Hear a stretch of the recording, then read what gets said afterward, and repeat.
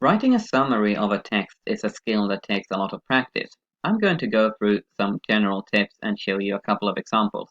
You can find all the tips in your Pick and Mix workbook on page 181. If you can write a good summary, it means that you possess several skills. It means you can understand the text that you've read, and you can identify what the important parts of that text are, the main message, if you will. And it shows that you are skillful in using the language effectively to communicate a lot with few words. These are skills that you need when you write any type of text, when you use information from outside sources. Whenever you find a source that you want to use in your work, you can't use everything that source says. You need to summarize it by picking out the important bits. That's why this is an important exercise. So when you set about writing your summary, obviously the first thing you need to do is read the text that you're going to summarize. Now, your course book says, and I completely agree with this, to read the text more than once. The first time you read it just to make sure that you understand it, and you may want to do this several times before you actually start working. Because if you don't understand the text you're working with, there's no point in going forward. And when you understand what the text is about, you go through it again, and this time you mark the important bits by highlighting or underlining. This, to many people, might be the most difficult bit, but you can only get better at it by practicing. The skill you need to master is understanding what actually is important and relevant information in a text. And what is important information depends on context. Sometimes specific details are important and sometimes they're not.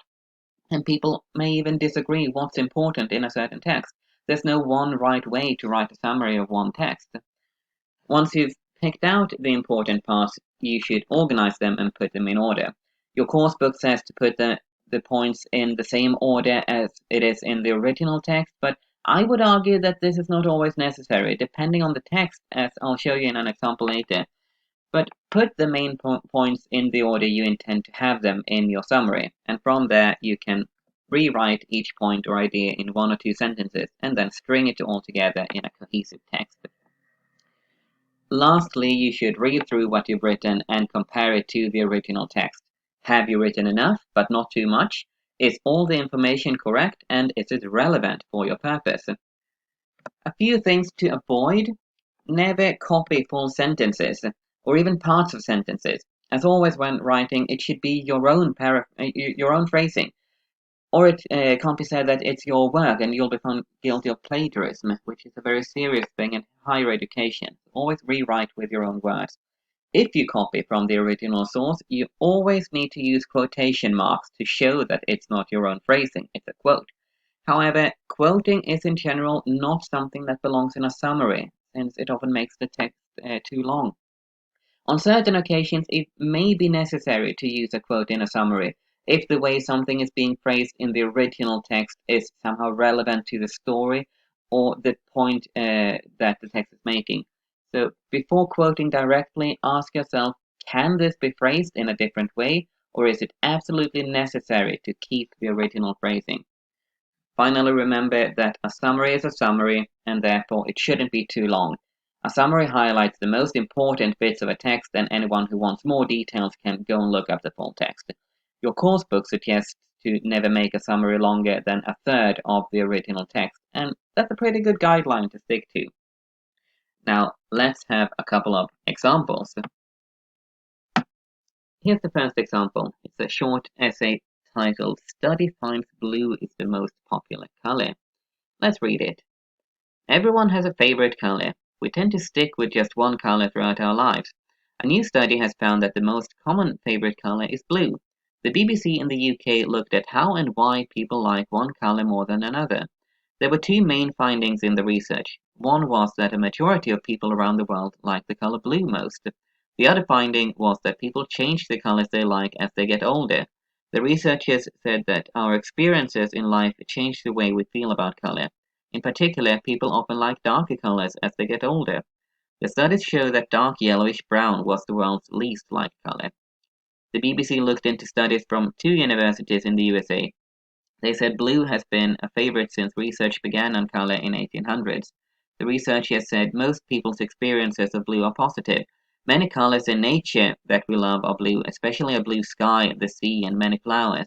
A blue sky is enough to make many people very happy. The researchers said one of the only negative associations with blue was in the English language. In English, people say they have the blues or are feeling blue, meaning that they are sad. One factor in choosing a favorite color was a sports team. Many people like the color the team they support plays in. This is already a short text, but we're going to make it even shorter. This text is 240 words long, so we should make a summary that's about 80 words. That's a third of it. It's 4 to 5 lines in this font and size. Now, remember that what we're doing here is an example. You're going to see how I personally would summarize this text. Ask another academic to do the same, and you get a different result. Let's go through it again now and highlight. Everyone has a favorite color, and we tend to stick with yada yada. New study has found that the most common favorite color is blue. Let's highlight this bit. That's what the article is about, after all. It's suggested in the title as well. Looked at how and why people like one color more than another. I would highlight this how and why, because that's what the study is about. That's what was looked at. There were two main findings. I'd also highlight two main findings, and let's see what those two findings were, and if we can summarize that. One was that the majority of people around the world like the color blue most. That's repeated. That's already been said, but let's highlight it again. Most common favorite color is blue, and like the color blue most. Yeah, that's the main essence of this article. The other finding was that people change colors as they get older. Let's highlight that as well. Now we've got these two main findings. And this is an interesting thing, by the way. I'd like to critique the one who wrote this original paper, because now they're contradicting themselves. Second sentence here is we tend to stick with just one color throughout our lives. And then they say in this big study there were two main findings, and one of those findings was that people change the colors they like as they get older. So now they're contradicting themselves. I don't really like that, but let's roll with it.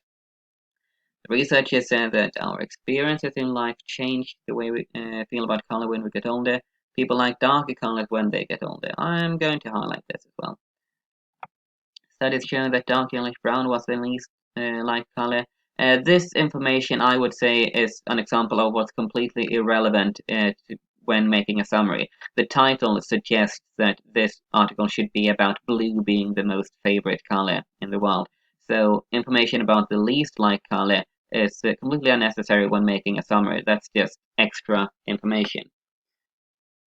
Looked into studies from two universities.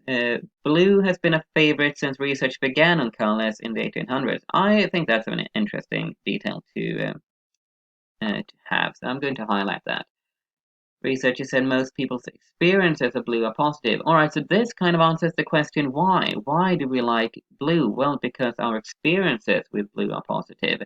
So that's definitely important, because that's linking to the purpose of the paper. Many colors in nature. Okay, that's got to do with nature. We love a blue, blue sky, the sea, many flowers.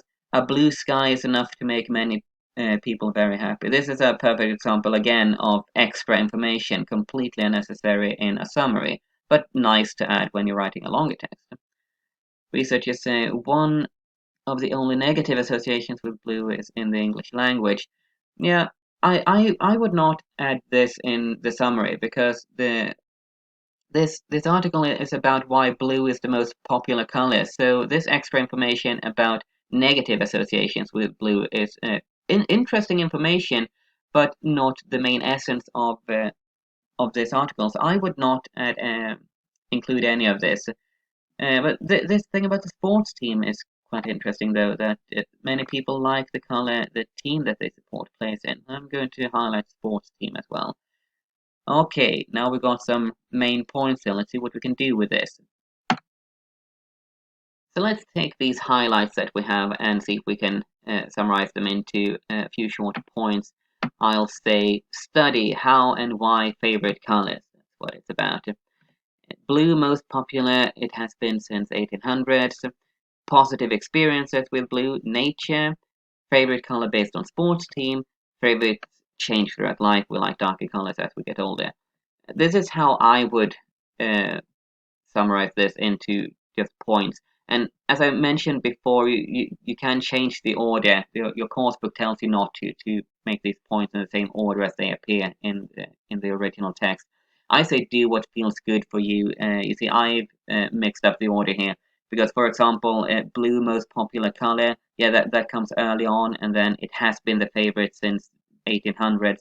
That comes later on. I put that in 1 point, and then the others as I just felt like it. Uh, but here's something to base a summary on, so it could look something like this. A study aimed to find out how and why people prefer one color over others. The study concludes that blue is the most popular color, which it has been since research on color started in the 1800s. According to the research, many people have positive experiences with blue. Many things in nature are blue, such as a clear sky, the sea, and flowers. The study also found that people's color preferences change with age and that we tend to like darker colors when we get older. Uh, that's one way to summarize it. It answers the how and why, the why with the positive experiences and so on, and it's got most of the highlights. I couldn't fit the sports team thing here because now we're up to 80 words, which is a third of the original text. So if we want to stick to that idea, this is why when we have to stop. But perhaps we find that now maybe this thing about liking darker colors when we get older, that's not very interesting. I want to include the sports team thing instead. So I'll change the last sentence to, it was also found that many people choose their favorite color based on the sports team they support. That's roughly the same length, and that's just as good. And if I wanted to include both of those points, perhaps I could remove this bit with blue has been a favorite since the 1800s, and then I could include both of those. So you see, there are many ways of doing this still in a good way. This is one example of how to summarize this. If you asked another person to summarize this particular article, you'd get probably a completely different result. But hopefully still with its main message that blue is the most popular color. Um, Now, if you want to see another example, you can stick around. I'll show one text that is a little higher level. But if you feel like you're happy with this, then you can go on and work on your own summaries now. So good luck, and I'll see you later. Okay, so here's an example of a text that's a bit higher level, and let's also make this exercise a bit more challenging. But let's start by reading the text. Brains do not slow down until after 60 is the headline. Scientists in Germany have cast doubt on a previously believed assumption that the processing speed of our brain starts to decline from the age of 20. Until now, it has been thought that our cognition level peaks when we're 20 and declines thereafter. Lead researcher Dr. Misha von Krause of Heidelberg University offered hope to older people who worry about increasing forgetfulness or reduced brain power. He said cognitive skills are still powerful at the age of 60 and do not diminish before then. He wrote, finding is encouraging as our results show that average level in mental speed in context-demanding fast and forced decisions do not decline until relatively late in the lifespan. The study was based on data from over 1.1 million people aged between 10 and 80 years old. The results show that our mental processing speed remains relatively constant until the age of 60, but does start to decline from our seventh decade. The researchers said people's mental processing speed actually increases in their 20s and remains high until 60. Dr. von Krause said, until older adulthood, the speed of information processing in the task we studied barely changed. He added that older people do take longer to make decisions, but said this was because we become more cautious and less impulsive and reckless as we age. The study could cast light on neurodegenerative diseases such as Alzheimer's. This text is 235 words, so a third of this would be about 80 words again. But I say let's up the challenge a bit and see if we can make it even shorter. Let's see if we can summarize this in maybe just one or two long sentences. Again, this is slightly higher level, both the text itself and to make it that much shorter. But let's do what we did before and see if we can highlight important bits. I say what's mentioned here instead, cast a doubt on previously believed assumption. I said this bit is important because this is what it's about. It's been about that we used to believe that our cognition level peaks when we are 20 and declines thereafter, but they've proved that no, it doesn't. So I said this is important. So it's been believed so and so, and cognitive skills were still powerful at the age of 60. That's the conclusion of the study. Do not diminish before then. That's what the study concluded. He wrote, here's a quote from the lead researcher. The study was based on data from over 1.1 million people. This is a detail that some people would say is not relevant. I want to say it is. That's my personal view that this many people participated in the study. Mentioning that makes it kind of more reliable. If it was a study based on 10 people, it's okay. Please make another study and let's see if you get the same result. But this many people, that makes it more reliable. The results show that our mental processing speed remains relatively constant. Yeah, this is the same information again as came before. Processing speed remains relatively constant until the age of 60. Yeah, it was said cognition skills still powerful at the age of 60. Don't diminish before then. And I say whenever information is repeated in an article, that means it's relevant and important. That's what the article is about. And And again, mental processing speed is increased in the 20s, remains high until 60. That's also repeating again, it remains high until this. So this is what the article is about.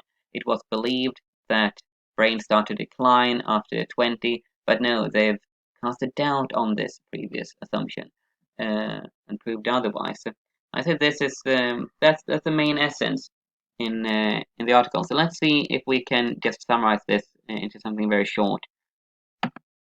So put that there, and I would then summarize all of this as the following. A study of over 1 million people between the age 10 and 80 shows that contrary to the previous belief that the brain power declines after age 20, our cognition and mental processing speed remains more or less the same from our 20s till our 60s when it does start to fall. That's one very long sentence that is just over 50 words. It's 52 words. If we aim for a summary of a third of the text, that would be 80 words. And now I said let's up the challenge and make it even shorter. What I want to show with this is that sometimes this is all you need. It depends on what you're writing. If you want to get all of the information in this, well, basically then you're not writing a summary. I don't know what you're doing then. But sometimes if you're writing a longer text, for example, where this is just one of the many sources that you use and then maybe you discuss after that, then this can be enough. Just you've read all of this and you summarize that into one long sentence, and then that's just one part of the paper you're writing. Uh, so that's kind of what I want to show with this. A summary is a summary, and sometimes one long sentence or even a short sentence is enough. Just get the important bits in there. So I hope that this lesson was useful to you and that you now can continue your work.